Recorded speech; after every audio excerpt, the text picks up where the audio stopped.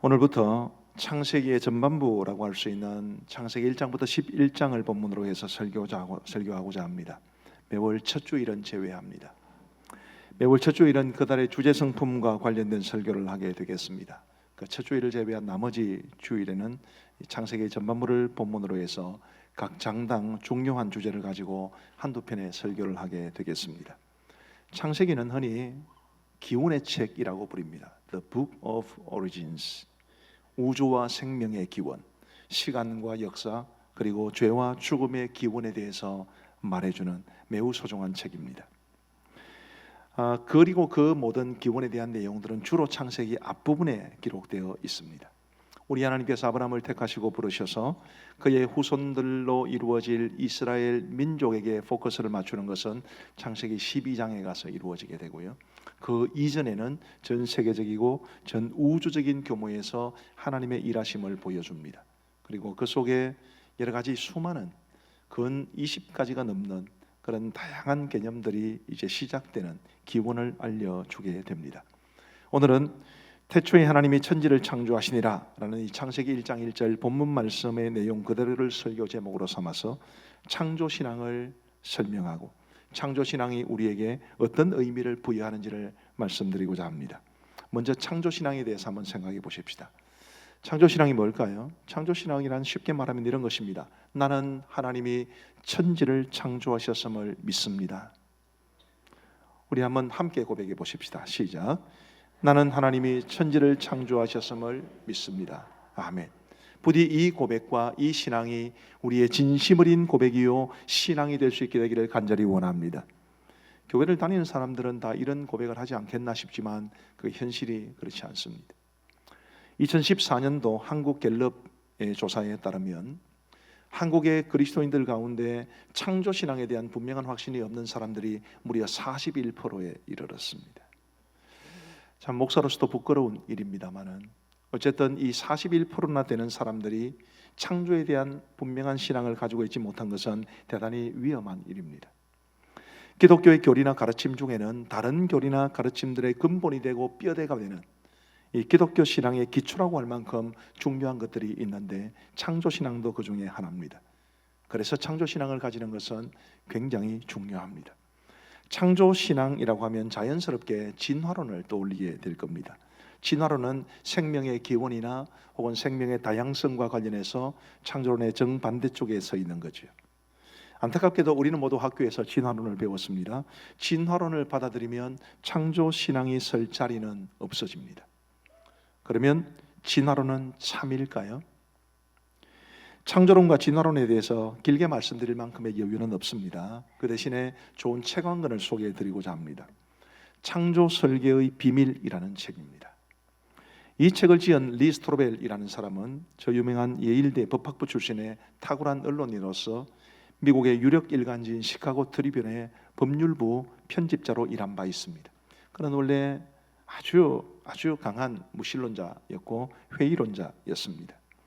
그랬는데 그의 아내가 먼저 기독교 신앙을 갖게 되자 아내를 깨우치고 그리고 되돌리려는 목적을 가지고 법률부 기자답게 성경과 기독교의 허구를 파헤치기 위해 노력합니다. 그런데 그런 조사를 하다가 오히려 기독교인이 된 사람입니다. 지금 화면으로 보시는 이 두 분이 리 스트로벨과 그의 아내 레슬리 스트로벨입니다. 리 스트로벨은 한때 진화론을 대표하는 다윈주의에 깊은 영향을 받았습니다. 종의 기원을 발표했던 찰스 다윈 아시죠? 그 사람의 이름을 따서 다윈주의라고 부릅니다. 그는 다윈주의가 과학적이고 진리라고 생각을 했습니다. 창조를 말하는 성경과 기독교 신앙은 맹목적인 신앙을 가진 사람들만 받아들이는 어리석은 것이라고 생각을 했습니다.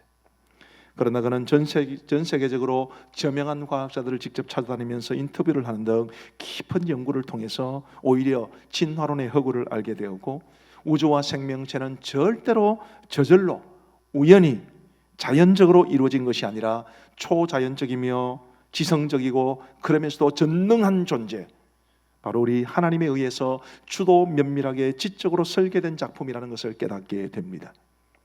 그가 인터뷰를 한 대상은 분자생물학이나 세포생물학, 과학, 철학, 우주론, 물리학, 천문학, 생화학 등의 영역에서 세계적으로 학문적인 업적을 쌓고 명성을 얻은 학자들입니다.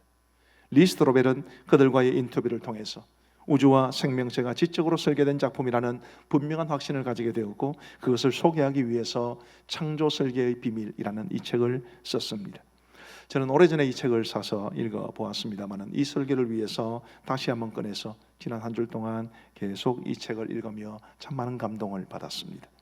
저에게 가장 큰 감동으로 다가온 것은 하나님이 천지를 창조하셨다는 것을 과학적으로도 증명할 수 있다는 것이었습니다.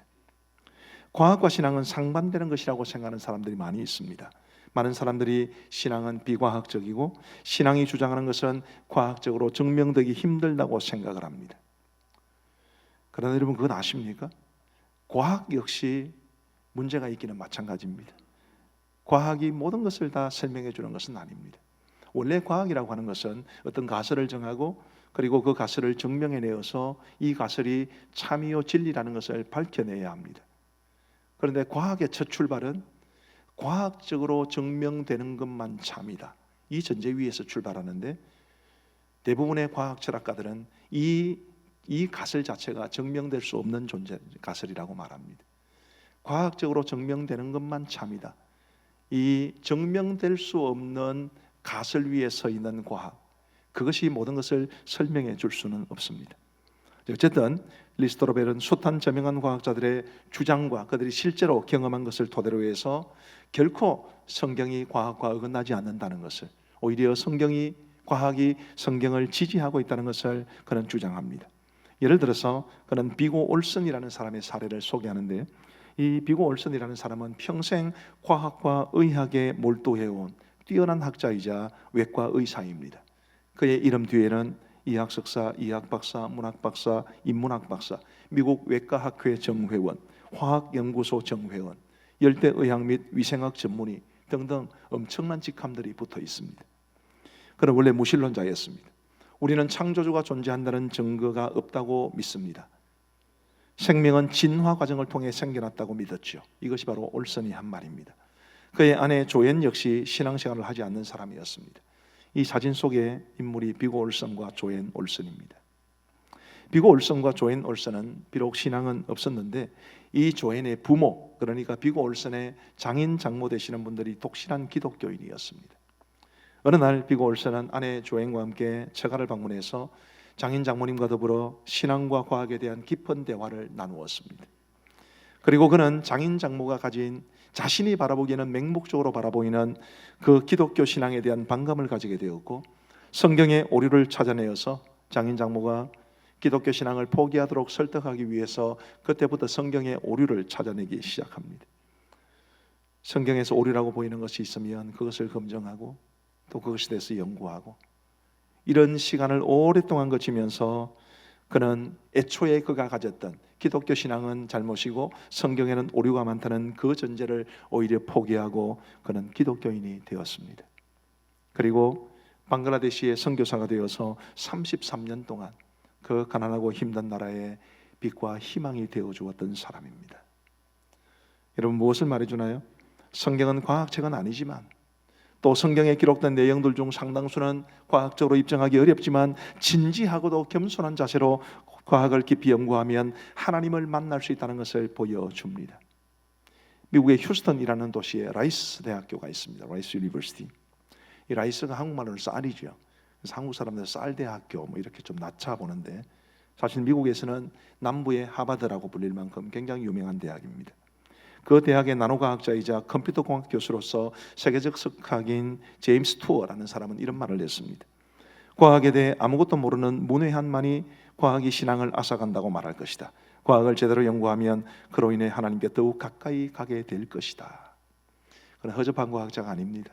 세계적인 과학자고, 창조설계의 비밀에 보면 이 제임스 투어뿐만 아니라 노벨상을 2번이나 받은 과학자들 중에도 여러 많은 과학자들이 정말 우리 하나님에 대한 굳건한 믿음을 가지고 과학이 성경을 지지하고 성경에서 말하는 것이 과학적으로 입증될 수 있다는 것을 말했습니다. 제임스 투어가 말한 대로, 그리고 다른 모든 과학자들이 말한 대로 과학이 발달하면 발달할수록 우주와 생명체에 담긴 신비가 얼마나 놀라운지를 알게 되고, 그처럼 신비로운 우주와 생명체가 절대로 우연히 저절로 생겨날 수 없다는 것을 깨닫게 될 겁니다. 물론 성경은 하나님이 천지를 창조하셨다는 사실에 대해서 논증하지 않습니다. 굳이 증명하려고 하지 않죠. 다만 선포하고 선언할 뿐입니다. 태초에 하나님이 천지를 창조하시니라. 선포요 선언입니다. 이 말씀을 믿음으로 받아들여서 창조신앙을 가지는 것은 하나님의 큰 은혜요 축복이라고 믿습니다. 다만 그 한국갤럽에서 말한 그 41%나 되는 기독교인이지만 창조신앙을 가지고 있지 않는 사람들에 대해서 마음에 늘 불편함이 있었습니다. 오늘 제가 여러분들에게 말씀드리고자 하는 것은 그리스도인들 가운데서도 하나님이 천지를 창조하셨다는 것을 말하고 들음에도 불구하고 실제로는 학교에서 배운 진화론의 영향 탓인지 창조신앙을 분명하게 갖지 못하는 분들이 혹 있을지 모르는데, 과학적으로 접근해도 창조신앙에 이를 수 있다는 것을 증명해내는 수없이 많은 탁월한 과학자들이 세계 도처에 있다는 사실을 말씀드리고 싶은 것입니다. 여러분, 할 수만 있다면 창조설계의 비밀이라는 이 책을 꼭 한번 읽어보시기를 바랍니다. 가급적 이번 주간 안에 우리 비전센터 1층에 있는 북카페에 이 책을 좀 비치해 두려고 합니다. 오며 가며 한 번씩 읽어보시면 좋겠는데, 사실은 이 책이 읽기 쉬운 책은 아닙니다. 굉장히 전문적인 내용들이 들어가 있는데 이것을 대중적으로 풀어내기 위해서 노력은 많이 했습니다만 그래도 조금 어렵긴 어렵습니다. 그러나 이공계나 자연과학 전공자들 혹은 그쪽으로 전공하지 않았어도 조금 어려운 책도 읽어낼 수 있는 독서력을 가진 분들이 이 책을 읽으면 굉장히 유익할 겁니다. 특별히 청년들에게는 강력하게 읽도록 권유해 드리고 싶고요. 아직은 어린 자녀들을 키우는 우리 청소년, 어린이, 유아들의 부모님들께서는 꼭 한번 읽어보셔서 과연 우리 아이들이 지금 학교에서 경험하고 있는 이 진화론의 허구가 무엇인지, 우리는 이런 진화론을 배울 수밖에 없는 학교 상황 속에서 어떻게 창조신앙을 가르치고 유지할 수 있을지에 대해서 좋은 힌트를 얻을 수 있게 되기를 바랍니다. 저는 그 책을 읽는 내내 창조신앙에 대해서 더욱더 굳건하게 확신했을 뿐만 아니라 우주와 생명체에 담아두신 그 놀라운 신비로움에 대해 감탄하면서 그 모든 것을 주신 하나님의 은혜에 대해 깊이 감사하면서 책을 읽었습니다. 창세기 1장에는 하나님이 보시기에 좋았더라라는 표현이 반복됩니다. 그러다가 1장 31절에 가면 이런 말씀이 기록되어 있습니다. 우리 같이 한번 읽어보겠습니다. 시작. 하나님이 지으신 그 모든 것을 보시니 보시기에 심히 좋았더라. 아멘. 이것도 좋았더라, 저것도 좋았더라. 이렇게 하다가 마지막에는 모든 것이 심히 좋았더라 라고 말하고 있는 것입니다.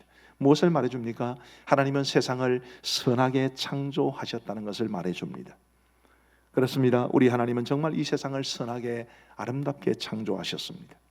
창조설계의 비밀이라는 그 책에도 일부 소개되어 있습니다만 이 자연세계가 가진 질서와 아름다움은 말로는 다 설명조차 하지 못할 정도입니다. 그만큼 하나님이 만드신 자연세계는 선하고 아름답습니다. 근데 여기에서 이제 한 가지 의문을 제기할 수 있죠. 그것은 하나님이 세상을 선하게 창조하셨다면 왜 자연재해가 있을까라는 질문입니다. 요즘 우리를 힘들게 하는 우한폐렴이라고 불리는 신종 코로나 바이러스 감염증이나 이 소식 때문에 호주 산불 소식이 요즘 어떻게 되는지 좀 뜸한데, 몇 개월 동안 호주 동부를 완전히 태우다시피 해서 거의 한반도 크기만한 피해를 낸 그 피해 예상액만 해도 상상을 초월하는 이런 엄청난 자연재해가 일어났습니다. 지난 여름에는 서유럽에 폭염이 닥치기도 했죠. 이런 자연재해들은 어떻게 설명을 해야 될까? 하나님이 세상을 선하게 창조하셨다면 왜 이런 자연재해가 일어날까? 이런 질문에 대한 답을 우리는 찾아야만 합니다. 그리고 답은 의외로 단순합니다. 바로 죄 때문입니다. 죄와 그 죄로 인한 사람들의 탐욕이 자연재해의 근본적인 원인입니다. 인류의 타락과 범죄로 인해 이 세상에는 죄가 들어왔고 죄는 선한 창조를 파괴하고 훼손시켜 버렸습니다. 아담과 하와의 타락 직후에 하나님께서는 아담에게 이렇게 말씀하셨습니다. 땅이 내게 가시덤불과 은근퀴를 낼 것이라. 하나님이 세상을 선하게 창조하신 이후에 아담으로 하여금 하나님이 만드신 세상을 돌보게 하셨고 그 자연세계의 유익을 누리며 살게 하셨습니다. 그때는 아이들 하는 말로 자연세계가 아담 편이었습니다. 그러나 타락하고 난 이후에는 피조세계가 결코 인간에게 우호적이지 않을 것이라고 하나님은 말씀해 주셨습니다. 바로 이것 위에 우리 사람들의 탐욕, 잘 먹고 잘 삶에도 불구하고 더 편하려고 더 많이 먹으려고, 더 많이 가지려고 하는 이런 소유 욕구가 가지고 있는, 발생시킨 수많은 문제들이 바로 자연재해의 근본적인 원인이 되었습니다. 우리 성도 여러분, 자연재해는 결코 하나님이 만드신 것이 아닙니다.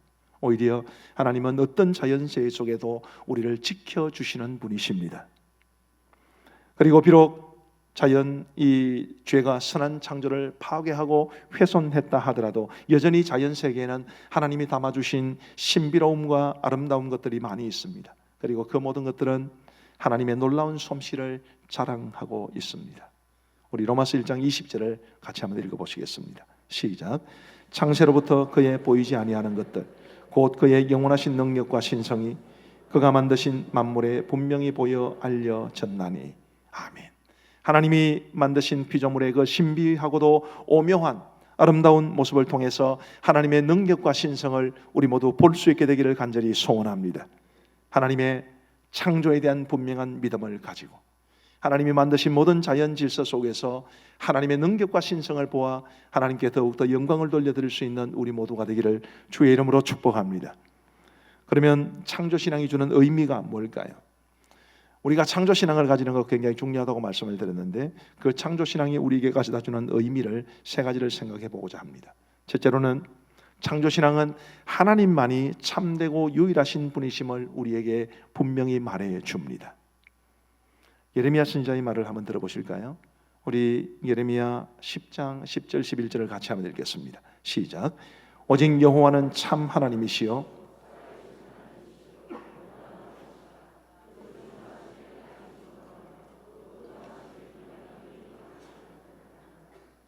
너희는 이같이 그들에게 이르기를 천지를 짓지 아니한 신들은 땅 위에서 이 하늘 아래에서 망하리라 하라.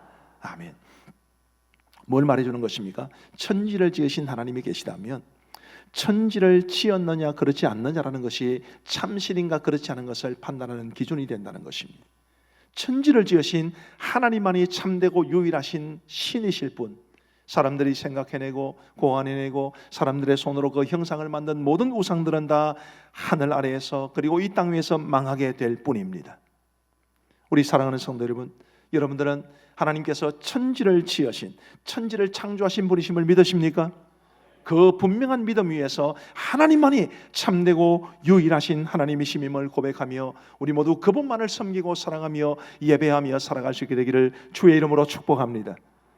우리가 매월 첫째 주일 낮 예배 때 고백하는 사도신경은 이렇게 시작됩니다. 나는 전능하신 아버지 하나님 천지의 창조주를 믿습니다. 천지의 창조주, 천지를 창조하신 하나님만이 우리의 예배를 받으시고 우리의 생명을 다 바쳐 충성해야 될 참되고 유일한 하나님이심임을 결단코 잊지 않게 되기를 간절히 부탁을 드립니다. 창조신앙이 우리에게 주는 두 번째 의미는 하나님이 온 세상과 나의 주인이시라는 사실입니다. 그렇지 않겠습니까? 하나님이 온 세상을 창조하시고 또 나를 지으셨다면 창조하시고 지으신 그분이 소유권을 가지고 계시는 것입니다. 하나님은 온 세상의 주인이시요 내 삶의 주인이시라는 말입니다. 앞서 하나님만이 참되고 유일하신 신이라고 말씀을 드렸는데 그것은 대상 혹은 방향과 관계되어 있습니다. 다른 어떤 존재가 아니라 하나님만이 참되고 유일한 신이시다. 대상을 바로 정하고 방향을 바로 정하자는 말입니다. 그런데 지금 말씀드리는 하나님이 온 세상과 나의 주인이시라는 이 말은 대상이 정해졌으면 그 대상을 바르게 믿고 섬겨야 한다는 것이고 방향이 정해졌으면 그 방향으로 바르게 가야 한다는 것을 말합니다. 유감스럽게도 하나님을 믿는다고 말하는 사람들 중에도 하나님을 제대로 믿지 않고 섬기지 않는 사람들이 많습니다. 우리의 주인 되신 하나님의 뜻을 온전히 받들어야 되는데 하나님보다는 늘 내 뜻을 앞세우는 사람들이 너무나 많죠. 슬픈 일이고 그래서는 안 되는 일입니다. 우리 요한계시록 4장 11절 말씀을 같이 한번 읽어보시겠습니다. 시작.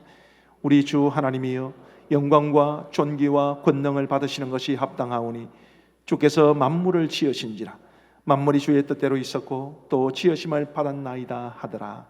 아멘. 하나님께서는 천지를 지으셨다는 그 한 가지 사실만으로도 영광과 존귀와 권능을 받으시기에 합당하신 분이십니다. 우리는 뭐 해야 됩니까?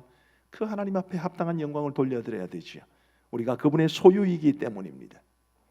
온 세상과 우리를 지으신 우리 하나님의 소유라는 사실을 늘 기억하고 하나님의 소유로서 나의 주인 되신 하나님을 온전히 예배하고 그분의 뜻을 온전히 받들어 우리 주님 앞에 충성스러운 삶을 살아가고 하나님의 뜻을 이루어갈 수 있는 복된 삶을 살아가시기를 주의 이름으로 축복합니다.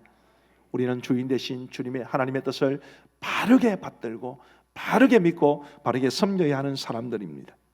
창조신앙이 주는 세 번째 의미는 내 삶은 의미가 있는 삶이라는 사실입니다. 창조론의 반대쪽에 있는 진화론은 한마디로 말하면 우연입니다.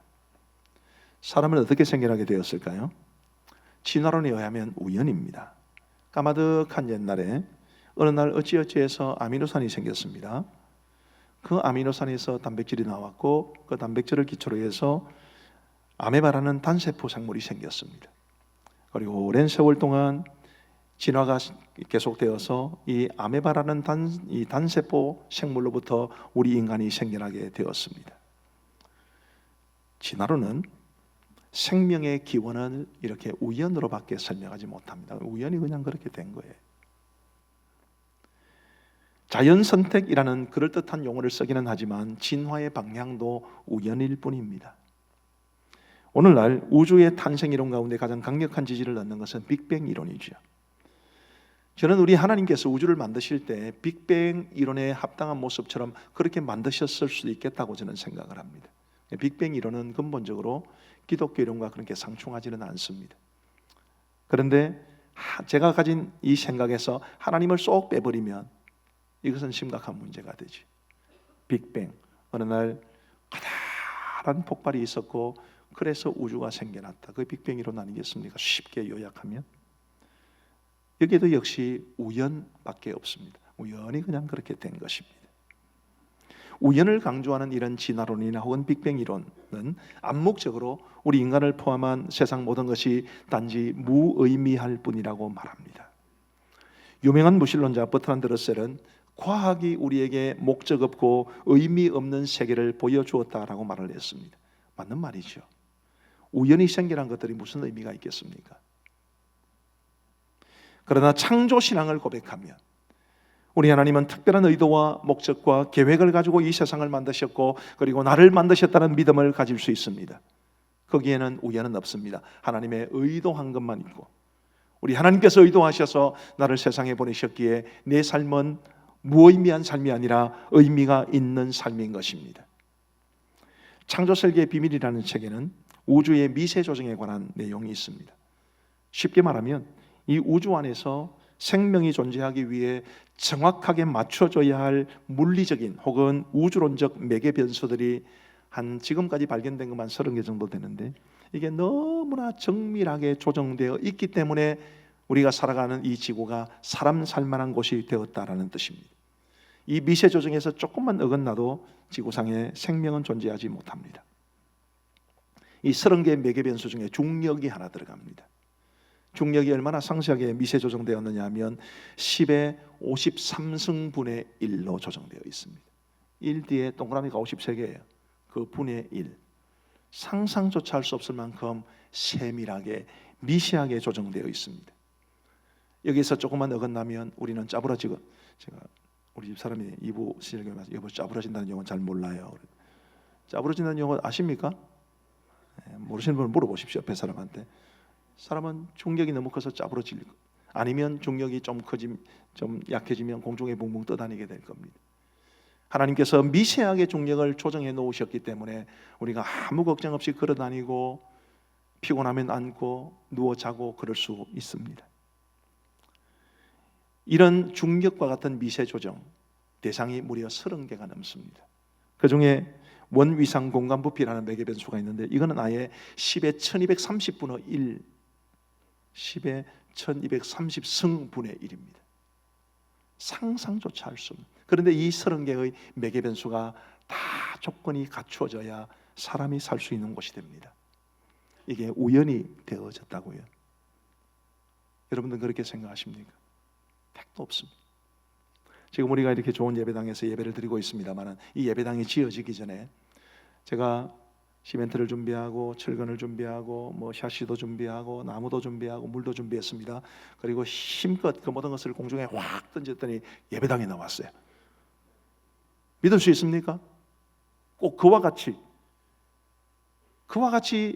이 지구의 생명체가 살게 되었다, 그렇게 말을 합니다. 저는 받아들일 수 없습니다. 오히려 이 미세 조정에 가면 정말 하나님께서 철두철미하게 사람의 머리로서는 감히 상상조차 할 수 없을 만큼 미세하게 조정하셔서 우리 사람 사는 땅이 되게 하신 것입니다. 우주라는 큰 개념을 봤으니 세포라는 지극히 작은 개념도 생각해 보십시다. 우리 몸은 세포로 이루어져 있는데 하나의 세포를 만드는데 10의 13승계의 원자가 필요합니다. 우리 몸에는 세포가 많죠. 뭐 사람마다 다르기는 하겠습니다만 한 100조 개의 세포가 있다고 말합니다. 그러면 우리 몸을 구성하는 원자의 수는 도대체 얼마나 되겠습니까?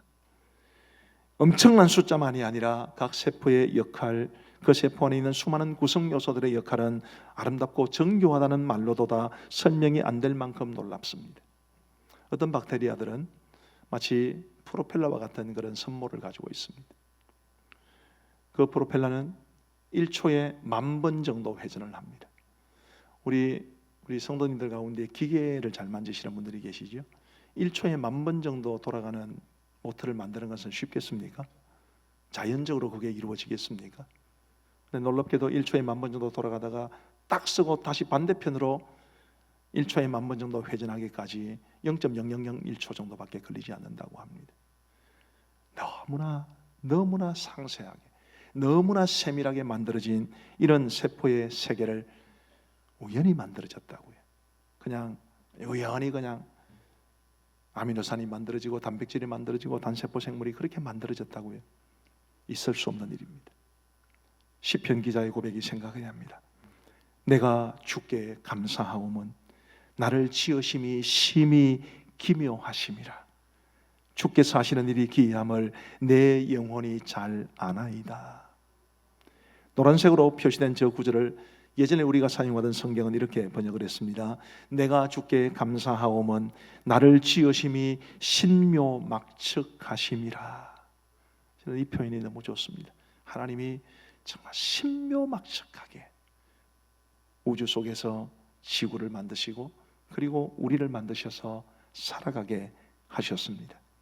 이처럼 정교하게 지어진 우리의 삶에 의미가 없고 가치가 없겠습니까? 스티븐 호킹이라는 분을 아시죠? 스티븐 호킹은 BBC와의 인터뷰에서 이렇게 말한 바 있습니다. 우리는 수천억 개의 은하계 중 하나의 주변부에 위치한 아주 평범한 소행성에 사는 너무나 하찮은 생물입니다. 그러니 우리에게 관심을 갖거나 우리의 존재를 알아차리는 신의 존재를 믿기란 어렵습니다. 예, 이런 뜻입니다.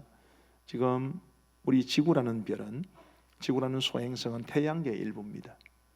태양계 전체로 보면 지구는 너무 작죠. 그런데 그 태양계도 은하계의 일부일 뿐입니다. 그런데 이런 은하계가 우주에는 수천억 개가 있습니다. 그러니 규모로, 크기로 보면 이 수천억 개의 은하계들 가운데 하나일 뿐인 우리 은하, 그리고 그 은하계에서도 너무나 작디 작은 우리 태양계, 그 태양계 속에서도 너무나 작은 우리 지구, 그것은 그야말로 먼지처럼 보이는, 그런데 그 지구 속에 살고 있는 저와 여러분들은 아예 보이지도 않을 만큼 작은 그런 우리에게 관심을 가져줄 수 있는 신이 있다고 나는 생각하지 않는다. 스티븐 호킹이 직접 한 말입니다. 불행한 인생, 불쌍한 인생이죠. 우리 사랑하는 성도 여러분, 아무리 우주가 광대하고 그 광대한 우주 속에서 지구는 먼지처럼 작은 소행성에 불과해도, 그 지구의 한쪽 기통의 속에 살아가는 우리는 너무 작고 초라해 보여도 그런 우리를 아시고 사랑하시고 관심 있게 지켜보시는 분이 계십니다. 그분이 바로 우리 하나님이십니다. 이 세상은 절대로 우연히 생겨나지 않았고 우리는 절대로 우연히 이 땅에 태어나지 않았고 우리는 그저 우연에 따라왔다가 우연히 살다가 우연히 가는 존재가 아닙니다. 우리는 모두 하나님의 특별하신 계획 속에 그 신묘막측하신 솜씨 가운데 지어져서 오늘 이 땅을 살아가고 있습니다. 어느 누구도 우연히 태어난 사람은 없고 어느 누구도 목적 없이 태어난 사람도 없습니다. 장애를 가진 사람도, 이제는 나이가 많아 죽음을 앞두고 있는 분들도, 배우지 못했거나 가난하거나 혹은 병들어서 고통받고 다른 사람들에게 별로 대접받지 못하는 분들도, 의미 없는 인생은 하나도 없습니다. 모든 사람은 하나님의 계획과 섭리하에 태어났고 지금도 하나님의 섭리와 사랑 가운데 살아가고 있습니다. 아무리 삶이 힘겹고 어려워도 자신의 삶이 의미 없는 삶이라고 말하지 마시기를 바랍니다. 우리를 신묘막측하게 지으신 하나님에 대한 모욕이요, 하나님이 여러분들에게 주신 영광스러움을 스스로 짓밟는 길밖에 되지 않습니다. 내가 살아가는 이 모든 세상을 신묘막측하게 지으신 우리 하나님 안에서 삶의 의미를 발견하고 보람되고 행복한 삶을 살아갈 수 있는, 내가 얼마나 존귀한 인생인지를 알고 하나님 앞에 감사하면서 살아갈 수 있는 우리 모두가 되기를 주의 이름으로 축복합니다. 이제 말씀을 맺습니다. 사실 오늘 이 설교를 준비하면서 설교 내용이 좀 어렵지 않을까 걱정을 많이 했습니다. 그러나 41%나 되는 사람들이 교회는 다니지만 예수님을 믿는다고 말하지만 창조신앙을 갖지 못했다라는 그 조사 결과가 제 마음을 굉장히 무겁게 도전해 왔습니다. 이 중요한 창조신앙을 우리 성도들에게 가르치려면 과학도 언급을 해야 되겠다 싶어서 오늘 여러 가지를 말씀을 드렸습니다마는, 부디 우리 모든 성도님들이 하나님께서 온 세상을 창조하신 창조주이심을 분명히 믿고 과학적으로도 충분히 입증 가능하다는 것을 아시고, 이 세상을 지으시고 창조하신 그 하나님만이 참되고 유일하신 신이시며 우리의 주인이심을 고백하며 주님 앞에 겸손하게 우리 주님을 사랑하며 믿고 섬기며 순종할 수 있는 우리 모두가 되기를 우리 주님의 이름으로 축복합니다. 더불어서 아무리 삶이 고단하고 어려워도 자신을 하찮게 여기지 마시고 하나님이 참으로 나를 존귀하게 여기신다는 사실을 늘 기억하시면서 주 안에서 자존감을 가지고 살아갈 수 있는 우리 모두가 되기를 간절히 소원합니다. 우리 함께 기도하시겠습니다. 자비로우신 하나님 아버지, 오늘 우리를 예배의 자리에 불러주시고 또 우리에게 말씀하여 주셔서 감사합니다. 창조의 신앙을 분명히 가질 수 있는 우리 모두가 될 수 있도록 도와주시옵고, 창조 신앙이 주는 이 중요한 의미들을 가슴에 새기며 우리가 정말 하나님과의 온전한 관계 속에서 살아가게 하시고, 내가 얼마나 소중한 존재인지를, 하나님이 나를 얼마나 사랑하시고 얼마나 큰 관심을 가지고 계시고 얼마나 놀라운 솜씨로 나를 만드셨는지를 알고 나의 삶의 가치를 깨달으며 우리 하나님 기뻐하시는 삶을 살아갈 수 있도록 인도하여 주옵소서. 이번 한 주간 모든 성도들의 삶을 지켜주시고 세상의 살이가 고단하고 힘겨워도 주님만 의지하며 살아갈 수 있도록 은혜를 베풀어 주옵소서. 이번 한 주간 우리 모든 성도들의 걸음 하나하나를 지켜주시고 우리의 모든 출입을 지켜주시옵기를 원하오며 우리 구주 예수 그리스도의 이름으로 기도하옵나이다. 아멘. 우리의 생명과 소망이 되시는 구주 예수 그리스도의 크고 놀라우신 은혜와 온 세상을 창조하시고 온 우주 만물과 우리의 주인 되시는 우리 하나님의 그 말로는 닿을 수 없는 사랑과 성령 하나님의 위로교통 충만하심이 우리 모든 성도들 머리 위에 이제로부터 영원토록 함께 있을지어다. 아멘.